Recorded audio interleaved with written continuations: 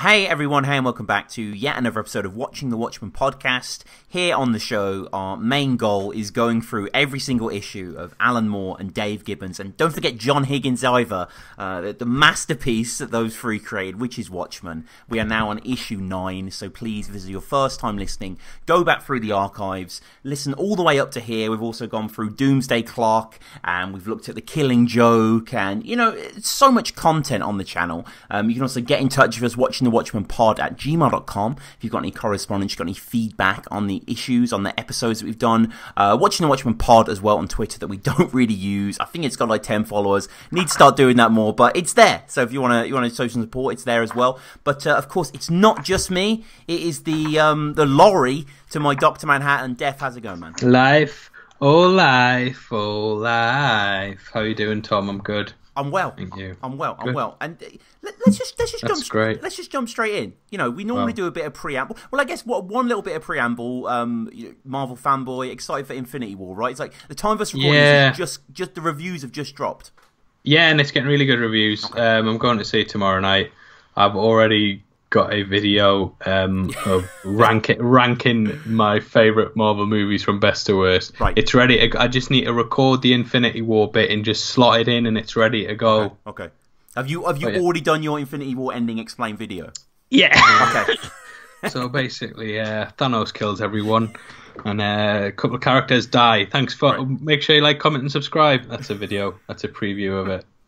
So we'll get into issue 9, The Darkness of Mere Being, and I love this issue. I think this is a common theme, us going through making these notes, that they really just come alive, you know, with the criticisms, but I think this is a terrific piece of work. And we open with the nostalgia bottle. That's the cover, that in full flight. But what I love is Laurie actually throwing the bottle is something that happens, you know, near the end of the issue. But throughout the issue, it's twisting in the air, which just, you know, kind of underscores Dr. Manhattan's sort of mega perception of the world. Yeah, and there's sort of a motif this entire issue of liquid getting spilt everywhere. There's a couple of drunks in there. There's a bit of a "did you spill my drink" kind of thing. Yep. It's really nice and poetic. And as nostalgia is filling Laurie's head, she's throwing the bottle as well. Which is, I picked up on that one, Tom. Don't worry about that one. You know, we get a little bit of terra firma. Okay, we get flashbacks to various stuff in Laurie's life throughout this episode, throughout this issue. But you know, the only thing we really get is just moving straight on from I keep saying episode, issue 8. And what I like is the question Laurie. You know, the whole issue in itself is questioning who she is, isn't it? And it works on so many levels. What it's asking. Yeah, it's really in depth as well. And it's, you know, I don't want to really slag her off too much, but Laurie's a pretty shitty character up until this point. I agree. She's probably the worst character out of the lot. She's kind of the one that if you found out there was going to be an issue about her, you'd be kind of like, oh. Sure. Like you had an absolutely stellar Dr. Manhattan issue, you had an amazing Rorschach one, and then you get in the Laurie one, and you know, going into this, you might be like, "Oh no, I can't be bothered," but it's brilliant. Yeah. And we get the sort of a lot of odd stuff in this issue, a lot of sort of experimental techniques with the paneling, and I love this sort of letterbox, these black lines closing as Dr. Manhattan teleports him and Laurie to Mars. Yeah, you've got the clock in the background there as well, and you've got Dan's horrified face, which I absolutely love. Gibbons, whenever he draws like shocked people, they're always like really funny. They're going, what? Yeah. You're so right. I think on the next page as well, when we get to Mars, when Laurie's gasping for air, like especially at the bottom of page 3 when she's looking up at him, her cheeks are bulging, her eyes are really wide, and it's so vivid. And you know, I love this movement again. The camera work, the sense of scale that you get of Mars in this issue is fantastic. There's lots of paneling, like at the bottom of page 2, where we're sort of moving up the hill closer and closer to these guys. It's just expert composition. Yeah, definitely. You do realise it's not a camera, Tom, don't you? Yeah, but I mean, the filmic, I was worried that they were going to think we were idiots. No, too late. If they hadn't thought that already. But Laurie choking just kind of shows how detached John is from reality, from the fact that he forgot that she needed to breathe. Yeah. Like throughout this podcast, we've kind of spoken about how John is so out of touch. And I watched a brilliant video by the Imaginary Access that explained Dr. Manhattan. And basically this form that he's chosen, it's just a form. It's not tangible. When he's separated from his intrinsic field, his consciousness was all that was left. And he's kind of pieced this form together by moving atoms around him. I think he even says at one point in the book that he doesn't actually move. He just manipulates his surroundings to travel around him. And he's sort of the center of the universe, which, you know, whilst it seems a bit funny on the surface that Laurie couldn't breathe, it actually kind of speaks volumes to how above everything he is and how he's kind of looking down.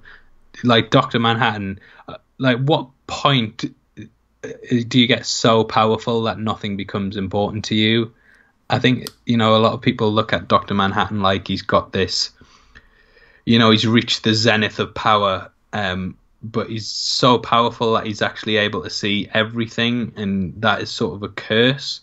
Like, people want to be Dr. Manhattan to be a superhero, but he's never really attached to anything, and he's sort of moved beyond what's acceptable on a human level, and he's unable to go back to how things are because he's so powerful that he's able to view time the way that he does, and he's able to travel without moving. It's just really weird, like, when you start to consider his sort of powers. Like, I don't want to kind of compare myself, but I did music at university, and I was so used to analysing it that for a while it actually became difficult to listen to songs because my perception was always like a sort of analytical thing. Like, I was listening to where like drums were panned and if the guitar was like how that was equalized, and it really did make it difficult to enjoy anything because I was so powerful when it came to music, Tom.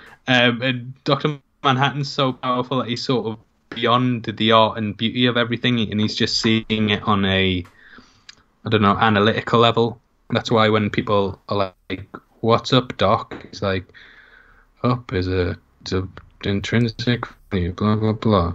Yeah. And it's like Laurie with it's a curse, what I'm saying. Yeah, and it makes a lot of things look redundant, a lot of things look stupid in relation, like even Laurie with her belongings that sort of topple around her, they have no meaning. I love her looking up as well and him depleted from colour as, you know, the life is draining away from her. And there's lots of subtle callbacks in Watchmen. We don't need to tell you this, dear listeners, you know, it happens all the time. There's one that I spotted in this issue that hasn't been spotted by quite a few sort of annotated Watchmen guides that I always cross-reference my notes with. We'll get to that a little later. One of the ones that I did catch is, you know, her and the finger giving life. Okay, you can look at, say, Michelangelo, for example, on the Sistine Chapel would be one. But even, you remember when she's tasting his finger, I think, in the first issue and saying it tastes a bit like a battery.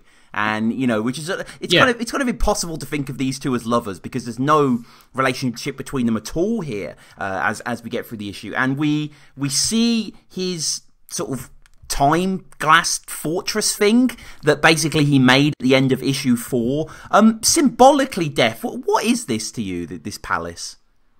It's interesting that it's made completely out of glass, because it's transparent, and even if it's there, you can see through it and beyond it. And I think this kind of sums up Dr. Manhattan himself.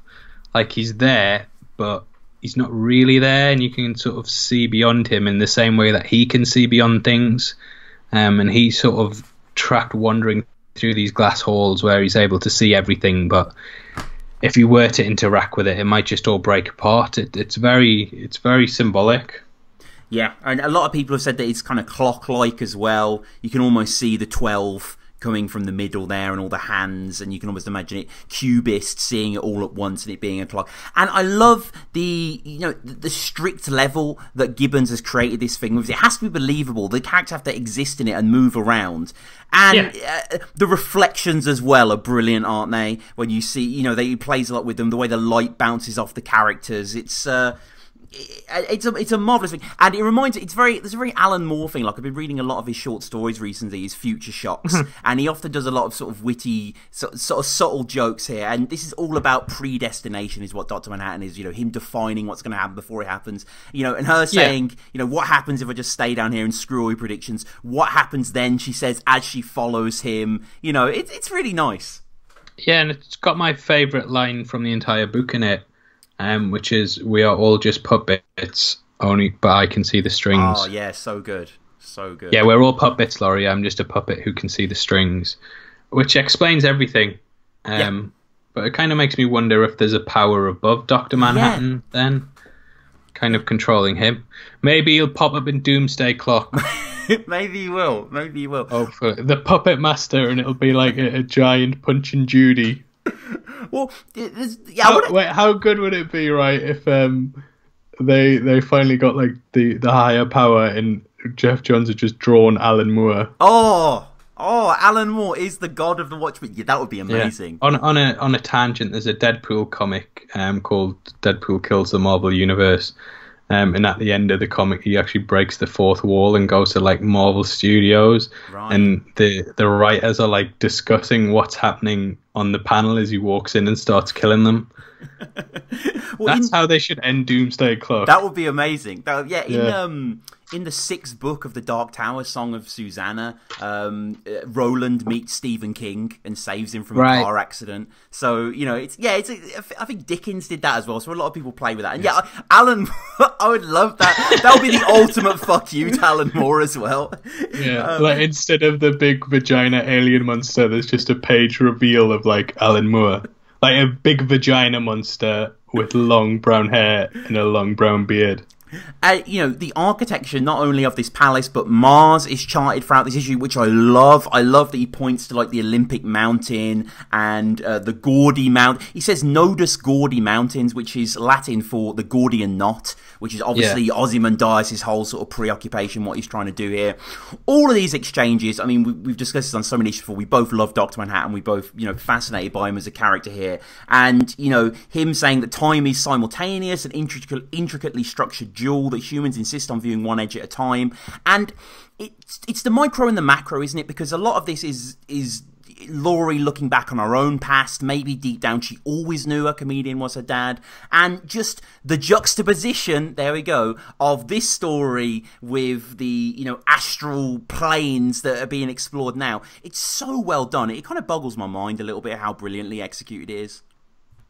Yeah, it's great. It goes from a first-person perspective of Laurie cleaning a glass pipe to then her as a child cleaning a glass snow globe. And again, it's something we've kind of criticised Doomsday Clock for.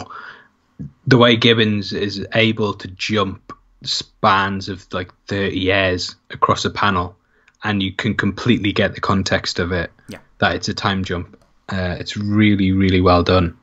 And it's something that, you know, you wouldn't probably appreciate it if you weren't a sad little man sitting in your room on a Wednesday night at 7 o'clock doing a podcast. But yeah, it's just brilliant. It's very hard to convey time in that manner, especially in a form like a comic book. But Gibbons just you instantly know that you're now looking through the eyes of Laurie as a child without anything kind of pointing it out.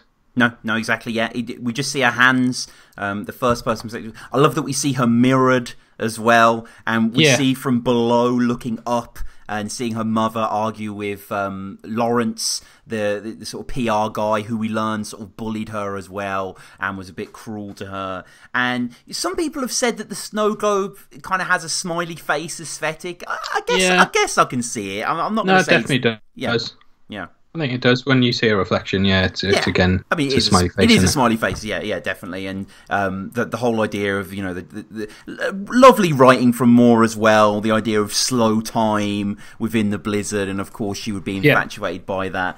And as we said before, Def, it's the smashing that leads us back and forth from flashback to the present. In this case here, the snow globe breaks. And I love and this is something that I just saw this afternoon when I was making the final notes, on the top of page 8, where in the snow globe you can see Laurie's distorted face on the left and Lawrence's kind of, angry dad on the right, and both of them halving the castle. It's terrific.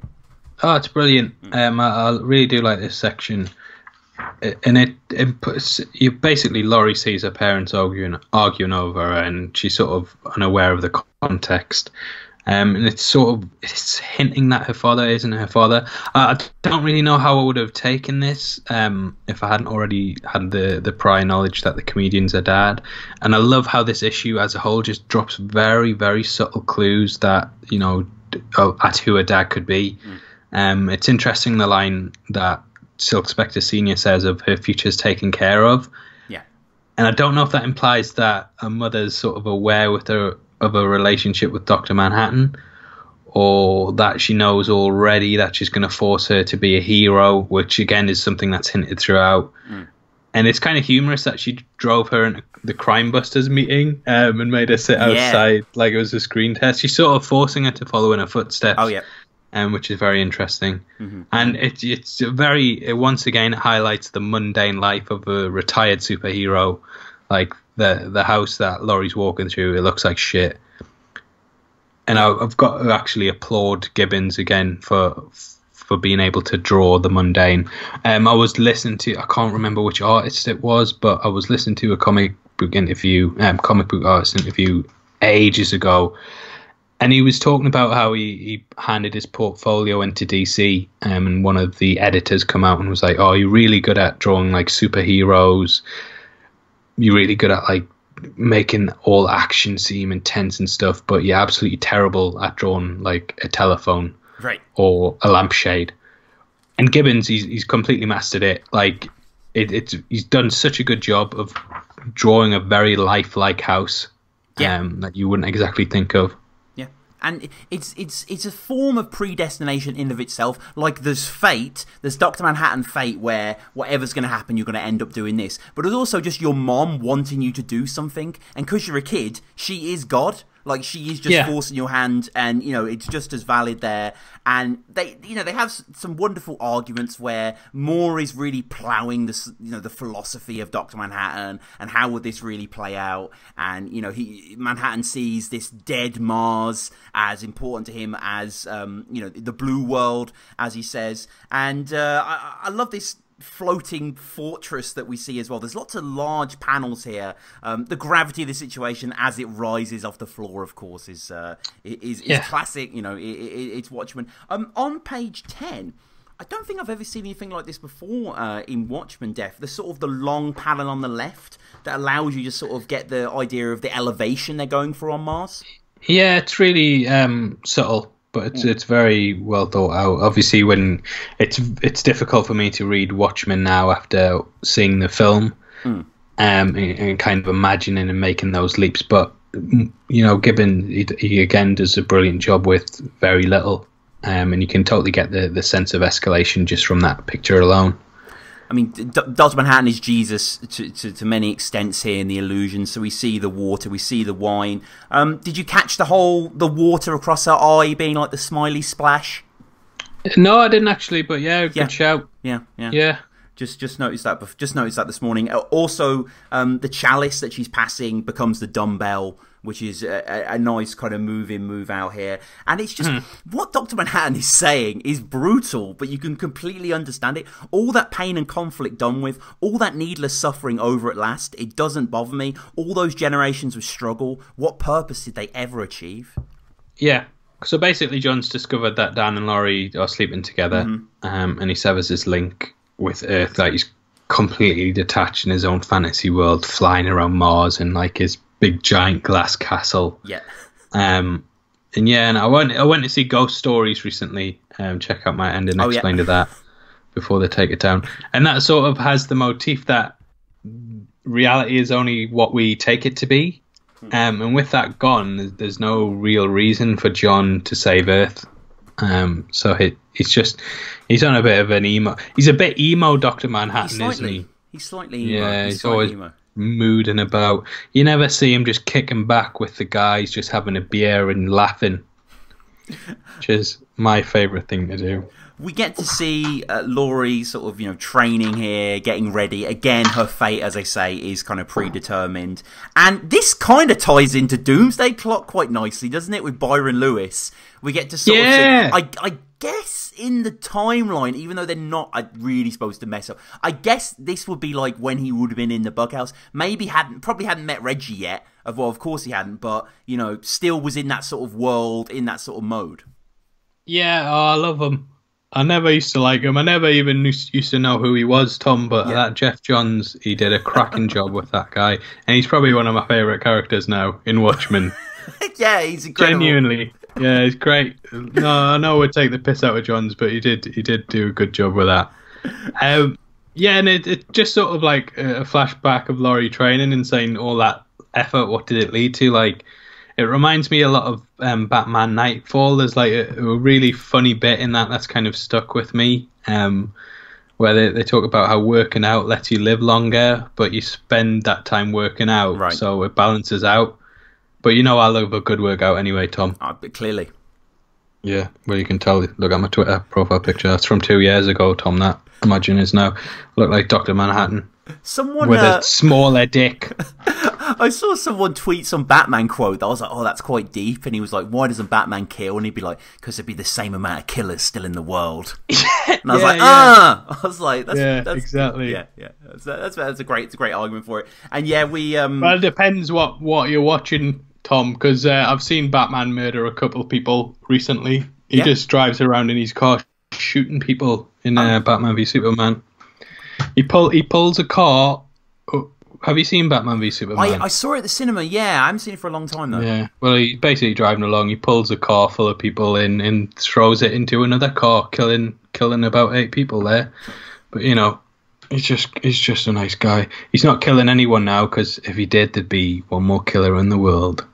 And there's one more spiller in the world in terms of our friend Byron, who drops his glass, drops his club soda, which, initiates here, moving back into the present. And it is, it's a bit of a null hypothesis for Laurie, though, because yes, Byron's clearly unstable, but the other 3 people are all right. I know her mom's a bit of a nightmare, but by all intents and purposes, Hollis and Nelson are kind of normal. Maybe Nelson's a bit fatter and Hollis is a little older. But, times have moved on here.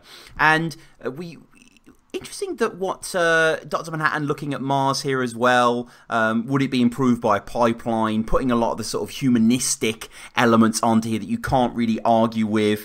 And I can tell you for a fact that Donald Trump read that and thought, I tell you what, it would be a fucking good to have a pipeline on Mars. I'm sure it would. Yeah. They need to start drilling Mars. I think that's the next. That's the next thing here. And there's so many good sort of word games that Moore can do. And on page 14, when they speak about chaotic terrain, it reminded me a little bit of in Killing Joke when Joker shoots Barbara and does loads of like dark book puns, like about like broken spine and coffee table and all this sort of stuff. And Dr. Manhattan getting his David Attenborough on. And can I just say, by the way, what a glorious panel this is at the top of 14 as the Glass Palace is moving over. It's like artist and colorist are just, on masterful form here. Yeah, definitely. Higgins, he's knocked it out of the park again. Our mate Higgins. Yeah. Do you remember when I told him that the Killing Joke, the multiple colorings of that were similar to the multiple choice past of the Joker? I do. Do you remember that, Tom? I do. You killed it. Thanks a lot, Tom. Yeah, really nice. And Gibbons, it's like Watchmen's got such variety in it. Like a lot of comic books, they kind of have the same locations over and over, and you get the feeling that Gibbons has finally got time to like let loose and just draw like beautiful landscapes and just be really creative with it instead of drawing a bookshelf. Yeah. And Hollis Mason's shitty little flat for the 70th time. So he's probably having a great time with this, Tom. Yeah, and as I say with the word game, so we get chaotic terrain. My mother eroded my adolescence, chipping me into the shape she'd been if she hadn't been me. And maybe in the middle panel at the bottom of page 14, you can sort of see a smiley face if you turn it on the left, with the sort of eyes and the spillover of the liquid. I mean, yeah, it's a stretch. Maybe. What I'm more interested in, I love the sort of warped reflection of Laurie at the bottom of page 14 in the side of the glass palace with the S with the Silk Spectre earrings still in play. There's something about that I quite like. And we get back to the meeting. The all-important Crime Busters meeting. I love it. I bet it's like, it's just, you see it from so many angles and so much shit went down here. Like, here we get to see Rorschach leaving, and we had seen Archie fly away in a past issue, but here we get further of a close-up for it. But the most important thing here is the comedian meeting up with Laurie. I love this scene, Dev. Yeah, and it has like a clear hint, again, that the comedian's Laurie's dad. Your best mate there, Mothman, he's not there, but it's a shame. But the meeting, you do see this from every perspective, and then this is kind of the only moment where you get to see beyond it, and it gets very dark very quickly. But she, the comedian, it could be taken as flirting, but obviously he knows it's his daughter. Yeah. And he says that she has all of her mum's features, other than the hair. And if you look at the hair, like, they have the same hair. So that's like the biggest hint that they're related. It's really good how Moore just drops these hints throughout, like, without massively confirming them. It's just very subtle, and you could go, I imagine that the first time you read this, if you didn't know, you instantly went back and reread it, because there's just so many little hints to it. Yeah, and beautiful when they're passing the lighter as well, and the mother coming out from the darkness, clearly aged, like she couldn't have hung in the Crime Buster or anything like that the same way Comedian has or any of the other people have. And Comedian's vulnerable in this state, really. He's not the sort of aggressive Eddie that we know him as. He's clearly quite kowtowed by the emotion that's going down here. I think it's because he probably did love Laurie at some point. Not Laurie, sorry, Silk Spectre Senior at some point. And he's just kind of, he's trying to have a reunion with his daughter. Yeah. It's we could have had another daughter, but he fucking shot her in Vietnam. Yeah. But so this is obviously his favorite daughter, and he's just trying to be nice to her. Yeah. And Silk Spectre Senior is furious. Like, it's strange that she later forgives the comedian, and it's sort of the psychology of victimization. Like, I read an article the other night that discussed how people that don't want to be labeled as victims do things to prove that they aren't. Like, forgive. This isn't like my opinions. This is the article. But they forgive, and it talks about their past as if it's like a good thing. And Silk Spectre Senior definitely does this. Like, when she recounts about everything, she kind of looks back on it with rose-tinted glasses. And I think she does have consensual sex with the comedian at some point to prove she isn't a victim. Like, in her eyes, she's a hero. But whether she is or isn't like, it's not really debatable. Like, this article kind of discussed how people who are abused as children grow up to kind of go on and abuse others, because it's sort of them proving that they're not a victim because they're able to do it themselves. Like, it's quite controversial, obviously, and I don't really want to say if it's right or wrong. It makes sense. But yeah, you can kind of tie that into Silk Spectre Senior, and how she kind of talks about the comedian raping her, and she's really angry and furious at this point. But when you see her when she's older, she sort of wants to shed that victim, obviously, because that's when it becomes public as well, so everyone knows what happened. And she's kind of being like, oh well, actually it was fine. I kind of wanted him to do it, to kind of lose this victim thing and retain the image that she's a hero. Yeah, and in the back matter, actually, which is quite cool, sort of the extracts from a scrapbook, the sort of Playboy faux interview. Sally says, that she bears some responsibility, just kind of misplaced in the sexual assault that comedian does. You know, it's not uncommon. Unfortunately for rape victims, you know, it adds another human layer to that character, and it's quite melodramatic, both in the sort of the hues here. It's like a sort of soapy drama. Like, okay, there is a guy sort of dressed as a comedian and whatever, but I love the colouring, and also specifically her walking up saying, "You take your hands off her." You can imagine that from like Coronation Street or something. Like, you know, it's very classic. You slag. And Laurie looking back, you know, over her shoulder as the car drives away. Like, I don't know where the origin of that shot is, but that shot seems to be in every movie. Like, you know, it's a very sort of common thing here. And the splashing here, Def, is actually her mother's tears. Yeah, it's great. Again, spilling liquid. Yeah. And it's this motif as the bottle's tumbling and spilling more and more liquid as it's falling to the ground. It's really poetic. Yeah. Moore's killed it. Oh, Gibbons has killed it. Higgins, our friend of the podcast, killed it. I consider me and Higgins good mates, maybe best friends even. Well, very close. I was really cringing when he called me Deaf. That's when I realised like nicknames are really stupid.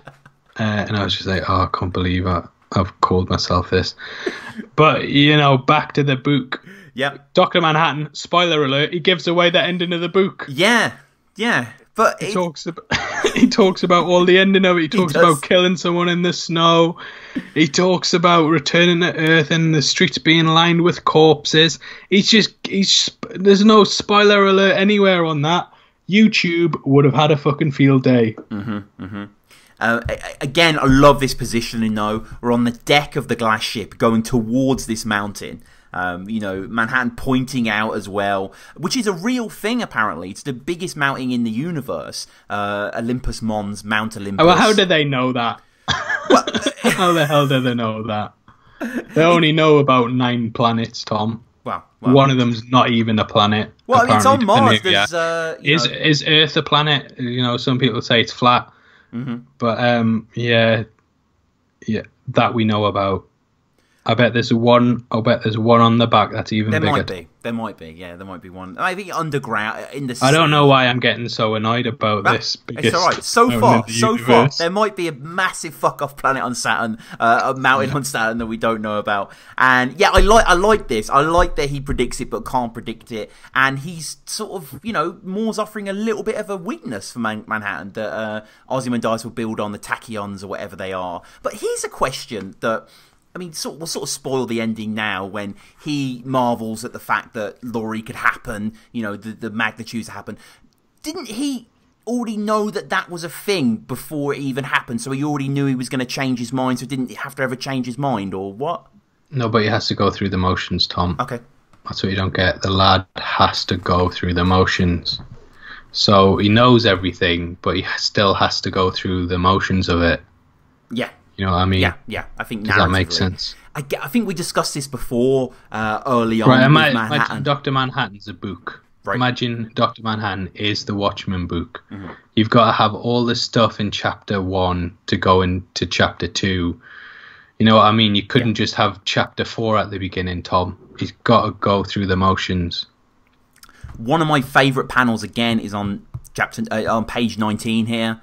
Just the huge sort of, you know, fog canyon that they're above. I think I like how he's been talking about how the book's going to end, and Laurie's kind of doesn't know, is like more like really angry about it and really question it. But John doesn't really seem to care. He seems more bothered about continuing this tour. Mars. Yes. I've got loads more to show you. Like, does a human heart know chasms so abysmal? And you know, Laurie again fires back with this as well. I'm talking about sort of the world that she lives in, and we go to, I think it's for Nepal. I can't remember. It's the Ozymandias, the Indian, I think maybe charity gala that comes up a lot as well. This is where we see, for example, in another issue, Hollis and Dr. Manhattan meet, and where Hollis is talking about working on cars, and Dr. Manhattan, he's like, I've synthesized a battery that we won't need engines anymore, or some shit like that. And yeah, this here's my spot. Here's my addition to Watchmen critical appreciation. So, top of page 20, the Tumblr that we're seeing Eddie in with some sort of diplomat. I don't know about you, but do you remember in the second issue when Eddie rapes Miss Jupiter, and it's kind of refracted in Moloch's solar weapon? Yeah. And if you compare them, it's page 6 on issue 2. If you compare them, they're literally the same. It's Eddie reaching out in the same way. Obviously, he's kicking in this one, and here he's shaking a hand, but it's the same sort of idea. And I love that. I love these little things, these little allusions here. And this is a different America than what we know. I really like the fact that they talk about Woodward and Bernstein, obviously all the president's men, Dustin Hoffman and Robert Redford, the famous film, the guys who broke Watergate. But in this America, they were found dead in a garage. Nice. Oh, I didn't know that. Yeah. So obviously Watergate didn't happen. Watergate didn't Probably happen. were killed by the comedian. Yeah, exactly. Because in the film, what in real life, they probably were. In the garage is where they meet Deep Throat, who they release all the secrets to. But here that didn't really go down. Oh, I think I saw a video about someone meeting someone in a garage and getting a Deep Throat. Yeah. I think I saw a video about that. Comedian is obviously a huge fucking war hero in this time here as well. He's got his scar as well, which is really nice, which he didn't have before. And I really like Laurie here, and I like how she's got the Dr. Manhattan earrings on. I just noticed that as well, which is very cute. Oh yeah, the ones that he gave to Janie Slater. Yeah. Oh my god, there's too much. Bit awkward. She splashes Comedian in the right eye, which leaks onto his badge. I mean, yeah. Oh, like the blood. Yeah. It's a very good spot. Incredible. Hey, you're killing it. This. I've been normally I think you're a bit of a weak link, Tom. But you're killing it this episode. I appreciate that, man. I mean, it's this quality. It's the quality of this issue. And I like how Eddie's Comedians wears the badge, even to these black tie dinners. It's like, yep, still gonna have the smiley on. Yeah, it's his brand, isn't it? It is. It's really good. But they didn't have this bit in the movie. No, because tuxedo events in films cost a fucking fortune, Tom. That's true. Kevin Smith did a stand-up once, and he was writing the Superman script, and the first note he got back was, don't have this tuxedo scene in it because it costs a fucking fortune. So a bit of movie. I've completely ruined the pod. I'm the weak link. No. And she talks about having Well, are you the weak link then? Email us in who the weak we'll do a vote. is. We'll do a vote. We don't really get emails anymore.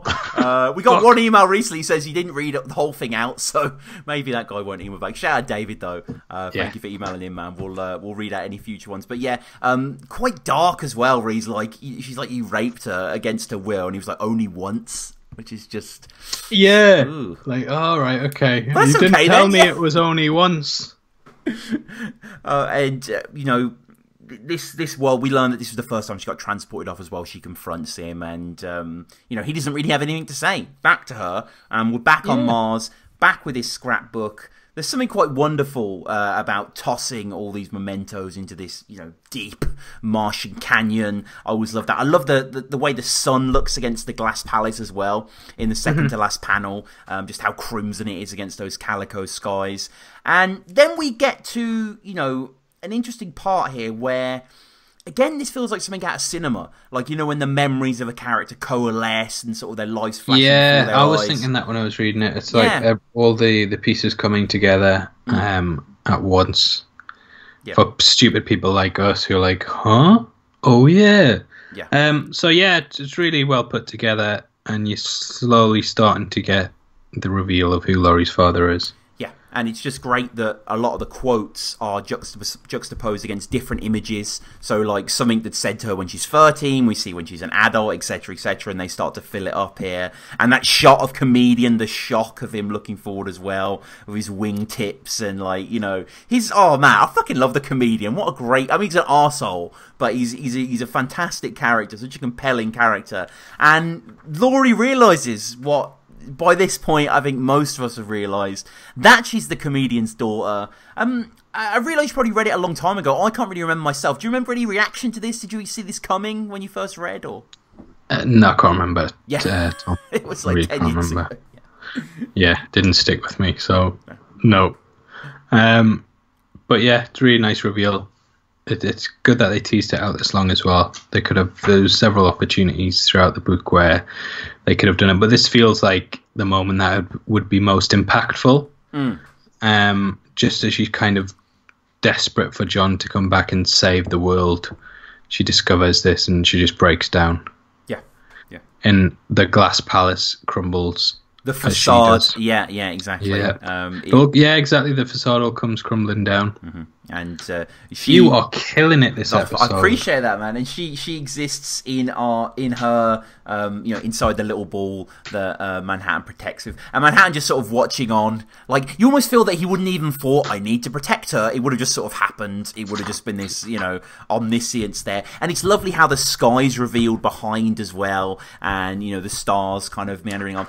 Now, what are your thoughts on this final sequence where Manhattan is drawn back to Earth through the reveal of the comedian Laurie, that whole relationship and how improbable it is? Yeah, I think it's brilliant. It's something that's really stuck with me as well. Just the miracle of everyone's life and how many coincidences there had to be for you to be born. Yeah. The odds are incredible that you're alive. And this really hammers that home. Just how all life is a miracle and it's all worth treasuring. Like, life is still completely unexplained. Scientists actually have no idea what causes life, and only life can create life. So it's very difficult to kind of pinpoint the origin of it. And it's a beautiful ending to this issue. It's definitely one of the most sentimental chapters in Watchmen. I really enjoy it. Yeah, and it pulls out to show the universe too, which is a miracle itself if you think about all the planets and everything, how perfectly balanced everything in the universe is. I used to be a massive atheist, Tom, but you just look out into the galaxy and I don't see how you can be, but it's brilliant. It's really good. We're getting deep here. What do you mean? Are you an atheist, Tom? I am an atheist, yeah. I think it's just when my grandfather passed away, I kind of looked at everything differently. It's weird watching, I actually watched him die. Wow. And if you watch someone pass away, it's very strange, but it kind of opens your eyes to think. I think there's definitely intelligent design in the universe, at least because take Watchmen, right? So if you're an atheist, you think that everything happened by random. It all just kind of happened. There wasn't any design. So if you look at all the colors in Watchmen and all the pages and all the words and all the way the characters, basically everything of this Watchmen book, if someone said to you everything that's in this book just fell from the sky and landed in the book perfectly, you would say, well, no, that's a load of shit. Someone clearly designed it. So I kind of transfer that to the world around me and say just how perfect everything is. And we're getting very deep here, Tom. I definitely see what you're saying. Yeah. So is there a God, Def? Maybe not, but I don't think there's a God in like the Christian sense that's constantly watching everything. I think if there was a God, it would probably just be like Dr. Manhattan, where it's just a consciousness that's able to do what it wants, but it's not aware of everything. And maybe it just started it. But there's just too much, Tom. There's too much in the universe for me to not believe that it's all come from somewhere. Fair enough, man. Fair enough. And this crater that we see... What do you mean we're getting Richard Dawkins on the show next week? Well, look. Oh man, Richard Dawkins and John Higgins debating. That would be amazing. Yeah. Do you think Moore's an atheist? He is an atheist. Yeah, he is. Oh right, okay. Yeah. See, I wouldn't have thought that because he's a wizard as well. Oh no, he's megally into his magic. But I mean, he worships a snake god that he knows isn't real. He just wants to get into that mind state. And a lot of his early stuff is very anti-religious as well. But I don't know in terms of like the order of the universe. I don't know where he stands on that level. Yeah. I'm not like I don't believe in like religions and stuff. It's like in it, but I just believe that there's a meaning to everything and everything's kind of bound together.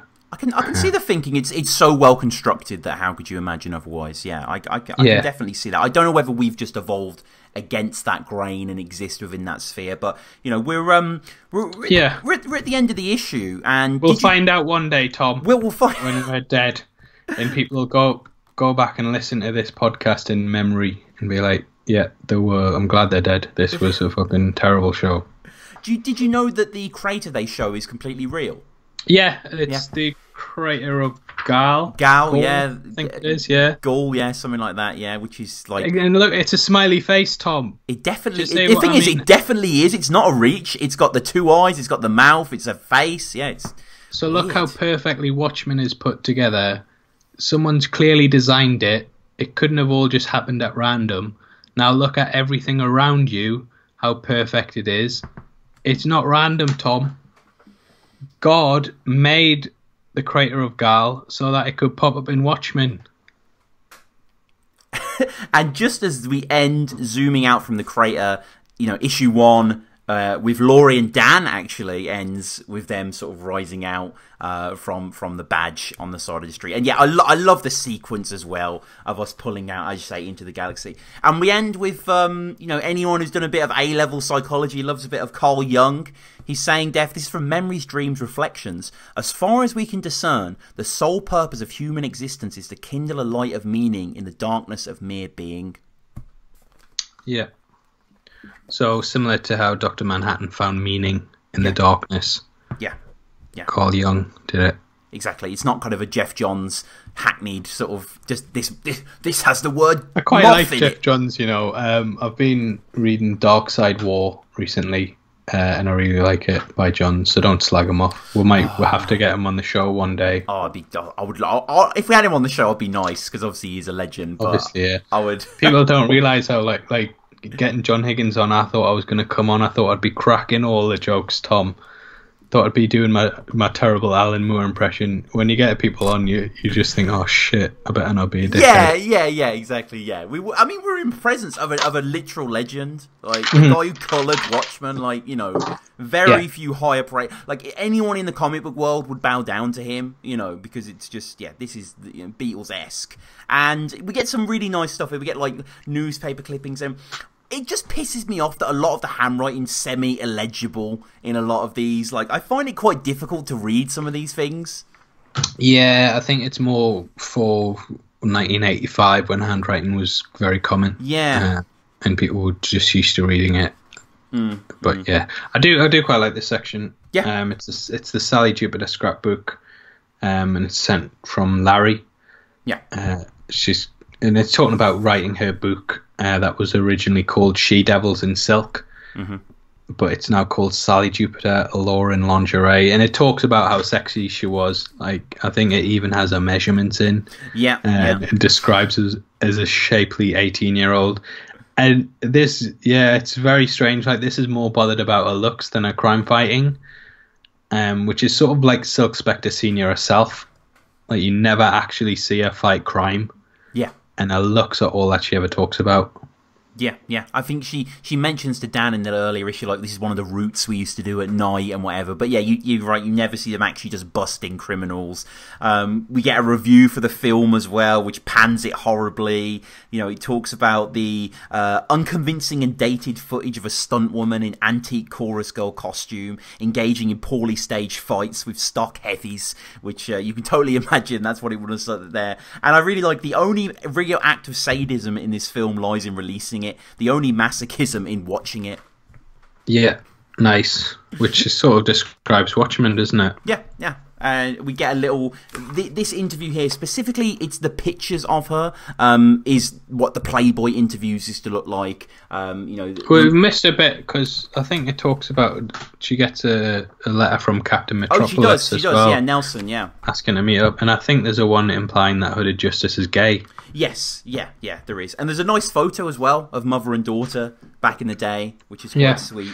Because Laurie, before she realised that the comedian was her father, thought that Hooded Justice was going out with her mother. Yeah. And they kind of talk about in this how that was a cover because of the backlash that Silhouette got for being a lesbian. Yeah. The that gets mentioned. Yeah, Ursula's you just Zant. skipped it. You were going to just skip over. Well, look, I'm taking. You never read this stuff. You never read this stuff. I'm taking back the bit where I said you were killing it. You let yourself down there, Tom. And as it always is, there isn't too much in here. I think what we spoke about before is that it kind of, fleshes out her a bit more in terms of the guilt, the Stockholm syndrome she feels over the Eddie stuff here. And, it's all about the seamier side, as you say. That's all they're really focusing on, which is kind of sad, but, kind of true. Well, it's sort of like the story of feminism, isn't it? Like how women were deemed as objects even when they were doing similar roles to men. Like the men weren't getting this sort of sex symbol status, and she, she's very overlooked of her importance. It never gets mentioned about her fighting crime. It's just all about her looks, and it's very interesting that she gets painted out as a rape apologist as well. And she talks about how she forced her daughter into crime fighting. It's just not a very flattering interview. And those photos at the bottom aren't flattering either.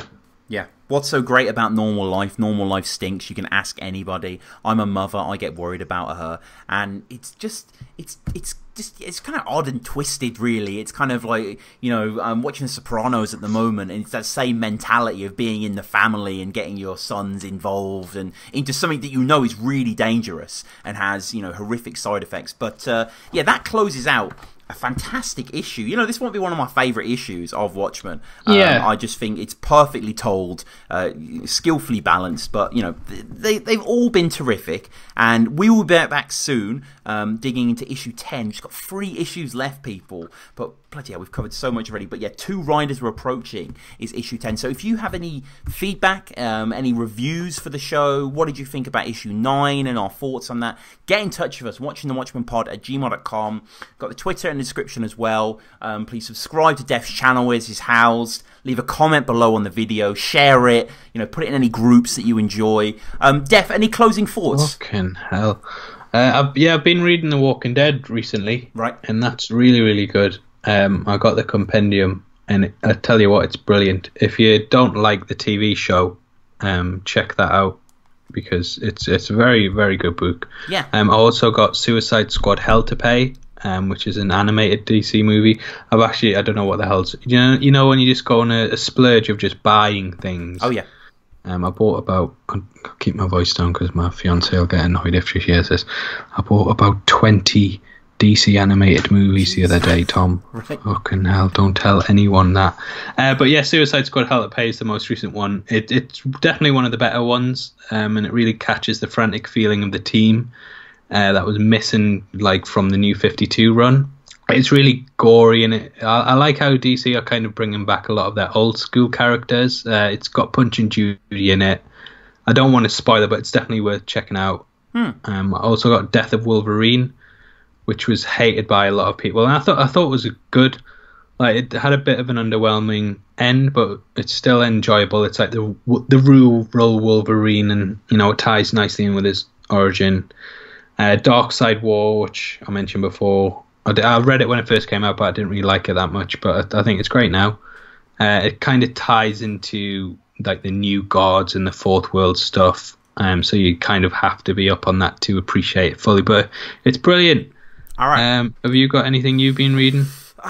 Nothing really, to be honest with you. I tried to get a Sheriff of Baghdad, as I mentioned to you. I didn't really enjoy it, to be honest with you. I found it a bit dense. Maybe I need to reread it. But but Def, this has been great, man. Thank you again, bro. Yeah, take care. It's a good night from me. It's a good night from Quee. Try.